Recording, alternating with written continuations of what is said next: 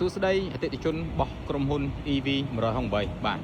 នេះគឺជាទីតាំងថ្មីរបស់ក្រុមហ៊ុន EV 168បាទនៅទីតាំងសូគីមិចព្រែកនៅបងប្អូន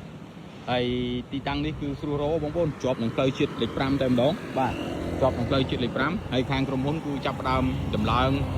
ដំបូលប្រភេទ station រួចហើយក៏ដំឡើងត្រង់ពោរួចហើយបាទដំឡើងត្រង់ពោរួចហើយនៅតែដំបូលទេបាទនៅតែដំបូលរងចាំតែដំបូលគេចាប់កាបោនហើយគឺយើងអាចដំណើរការបានណាបាទ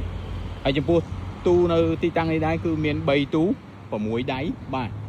កម្លាំងធំបងប្អូនអូតូ power បាទ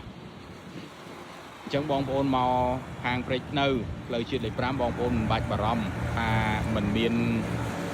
កន្លែងសាកទៀតទេគឺយើងអាចសាកបាននៅព្រែកនៅបងប្អូនហើយទីតាំងទលាយស្អាតបន្ទប់ទឹកនៅខាងនេះបងប្អូនណាបាទហើយទីតាំងនេះគឺបើក24ម៉ោងបាទអរគុណច្រើនអតិថិជនរបស់ EV 168ទាំងអស់គ្នាបញ្ជាក់តម្លៃបងប្អូនគឺ 1000 រៀលដដែលបាទអរគុណ